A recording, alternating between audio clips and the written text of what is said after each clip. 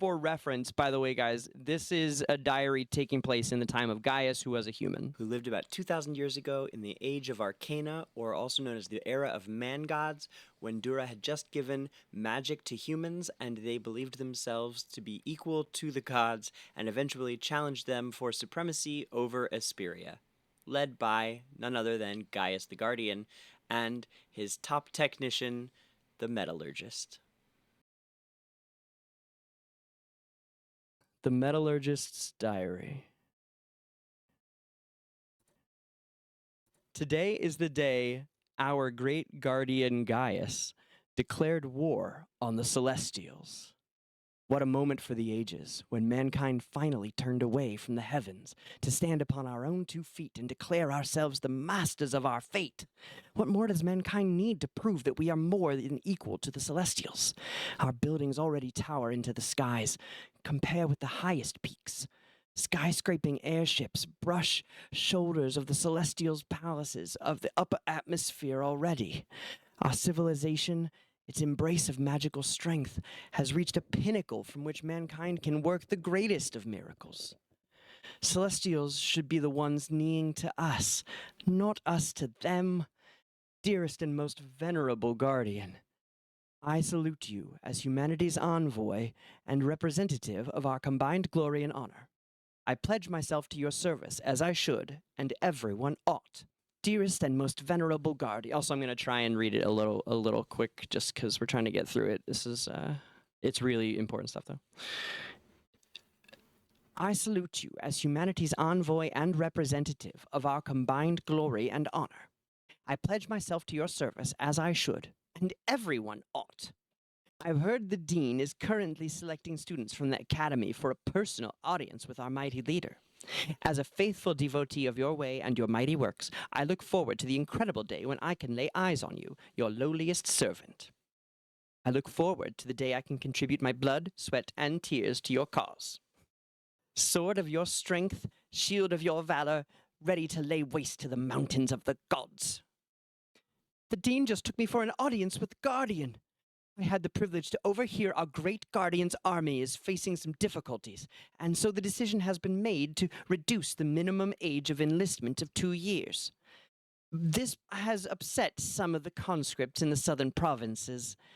To the reason of our audience with the mighty guardian, as chief astral mage in the court, our dean's opinions carry great weight, and he has been advising on the creation of a powerful new artifact, using our mastery over the magical energies of the sun and moon. It is to be the most powerful weapon of all time, capable of crushing continents or breaking the sky into pieces. A weapon, in other words, capable of ending this war. Who but our dean, the most accomplished of human sorcerers, could be commissioned for this project? I and the other students shall serve as right-hand researchers, and so we begin its construction. My mind races with thoughts of my august future, given that, at my age, I have already been in the physical presence of our great guardian. I realize now that history has selected me to be one of its key contributors, and I do believe and have every confidence that my prodigious ability in metallurgy and alchemy will help forge this amazing weapon. We've already crafted 2 prototypes of the weapon our dean sketched out. One named Dawn, and the other Dusk. But live demonstrations revealed a destructive power far less than what our great leader had envisioned. As I have said before, this result is not unexpected given our dean's overly conservative methodology. It can't be deployed at full strength of magic. If only my co-contributor had to adopt my plan, combining bio-alchemy with the original design, he would find solutions that magic alone cannot. His response? As long as I'm here, you can forget about polluting my lab with your immoral ideas. This foolish reply from tired moralizers with nothing to contribute but old ideas. It is the most ridiculous situation imaginable, and yet here I am putting it to paper.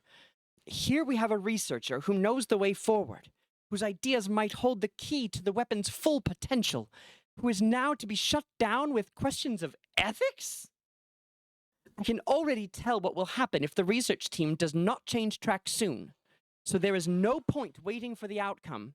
I've already begun my own secret experiments. Bioalchemy has been rejected by the mainstream for far too long out of a malformed fear that some great disaster will take place upon tampering with the human spirit. It is a fear not borne by any evidence. People fear simply what they do not know. That is natural. But I have seen the results firsthand, and it should be a source of dread, no. It should not be a source of dread, but recognized as an untapped source of blessings. Once those blessings are revealed, I shall be thoroughly vindicated and my critics condemned. Pleasant fellow, Nikolai.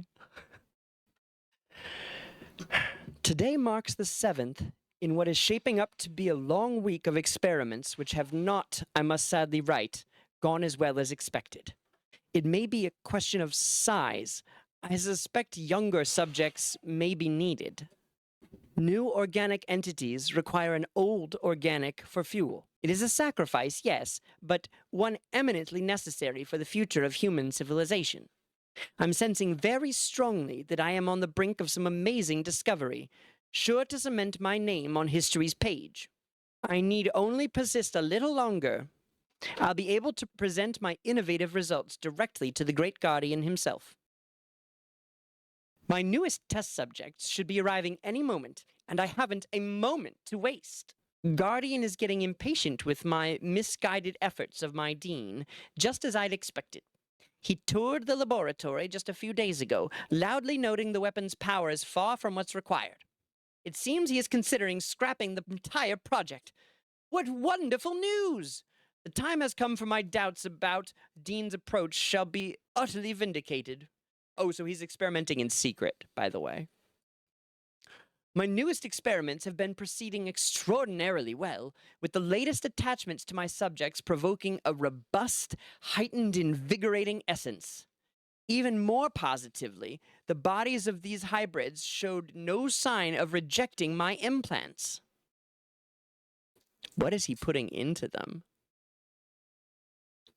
So he's basically, this is the early stages of creating the human bombs of Lucilla and Liberta, although he doesn't have their bodies yet.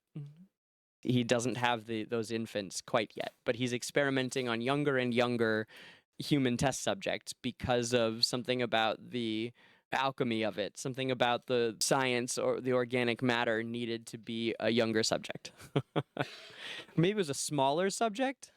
Maybe a question of size. I suspect younger subjects may be needed because he needed a smaller body to do this on. Probably to make it more potent, right? Something. And meanwhile, these are going on in secret, which is why he's excited that the lab is about to get shut down, because then he can use the lab for his experiments instead of having to hide the experiments that our metallurgist is doing in secret away from everyone. My newest experiments have been proceeding extraordinarily well, with the latest attachments to my subjects provoking a robust, heightened, invigorating essence. What's dust called? Something like that. Even more positively, the bodies of these hybrids showed no signs of rejecting my implants. It is essentially a demonstration of the correctness of my approach. The only weapon that can turn the tide of this war is to be found in bioalchemy. I've arranged an audience with Guardian in just 3 days. That's Gaius. I'm almost giddy with the thoughts of the glory and prestige I'm about to win for myself in this brave new field of discovery. I can do nothing if not commemorate this day. I demonstrated beyond all reasonable doubt to the Guardian the success and viability of my approach, and untapped promises of bioalchemy. But my dumb old dean had the gall to criticize my every decision in front of the Guardian himself.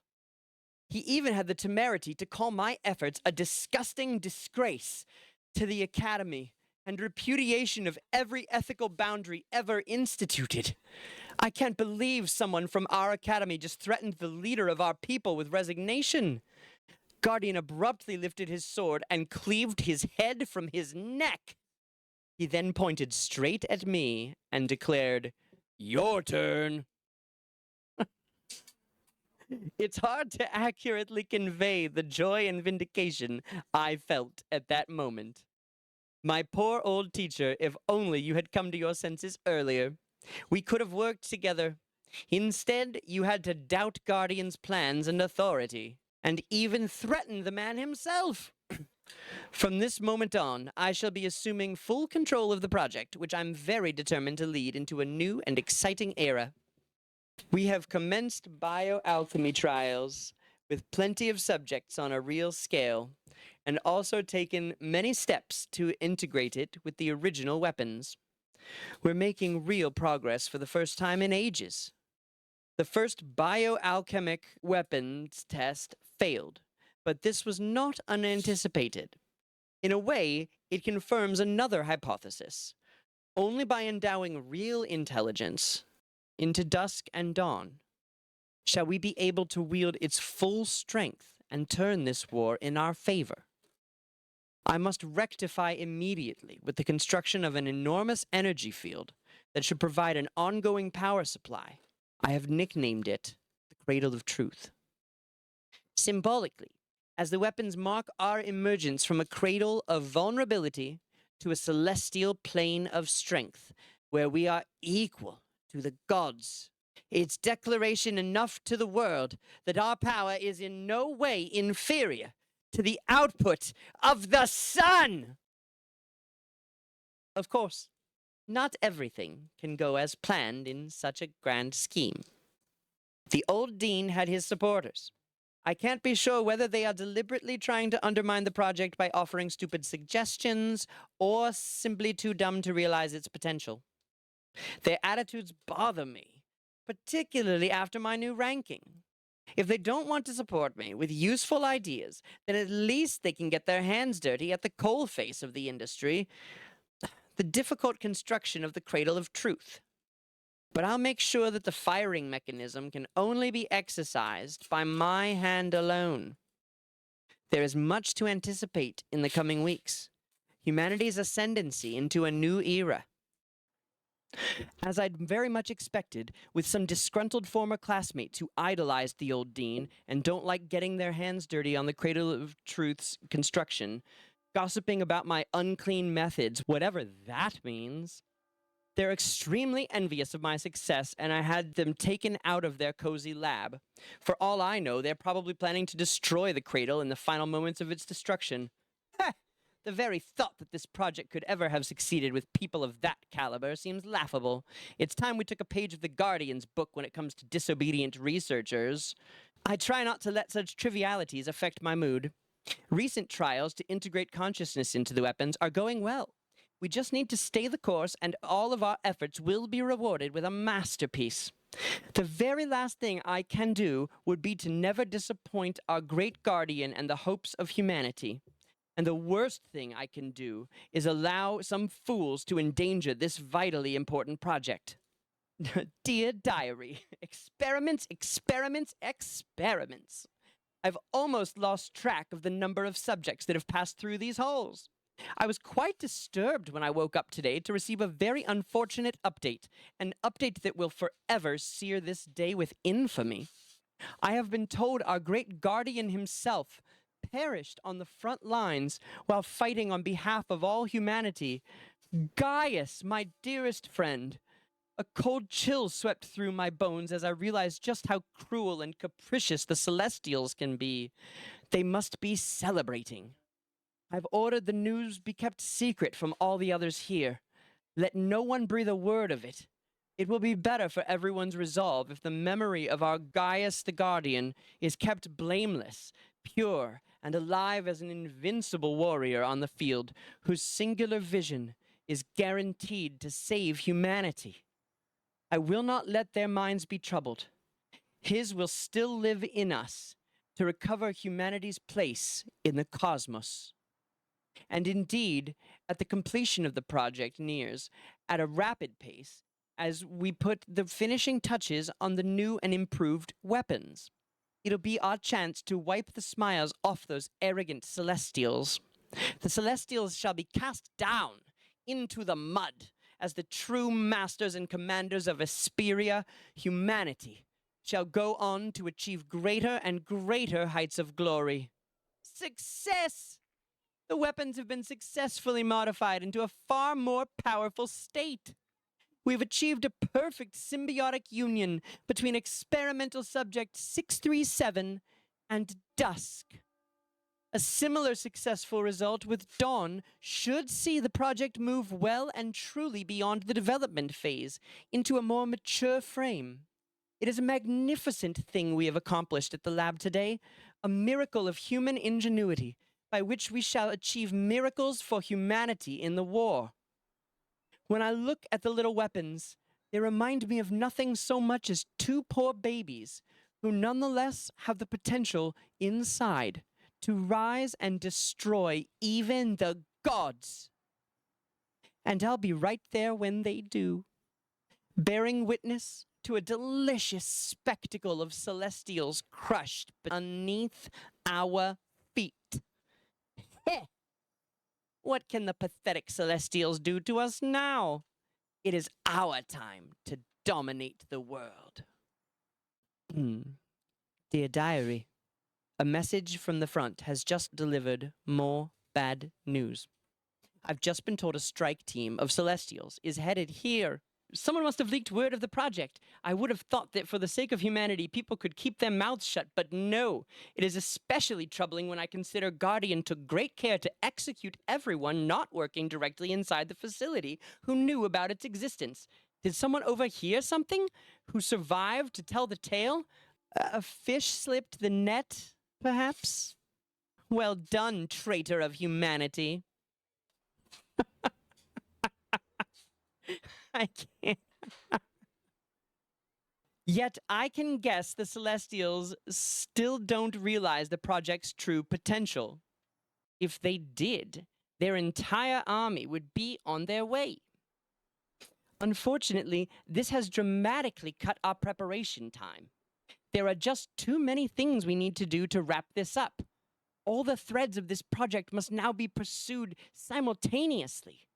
The news has also removed the last shreds of guilt I felt for my disgruntled ex-research colleagues whose lives I had to expend on the more difficult aspects of the project's development. But I should have been more efficient in destroying evidence of our existence. Killed former colleagues, sacrificing them to the project. Only regret is not destroying evidence. I can only rest once the weapon has been connected to a secure power source and activated. I didn't bring a charger. More time would have been nice, but time is a luxury, and besides, I'd love to see the expressions on their face when the Celestials get to experience our weapon firsthand. Dear Diary, curses! The Celestial attack came far earlier than I'd anticipated. We lost control of the Cradle of Truth, and this stronghold is also in danger. The energy supply is only half complete, and neither of the weapons could be activated. There's nothing I can do about it. No! This was my life, my blood, my handiwork. I'd rather have everything destroyed than see them walk away with my accomplishment. It's mine! I've hidden the weapons in a place they'll never find.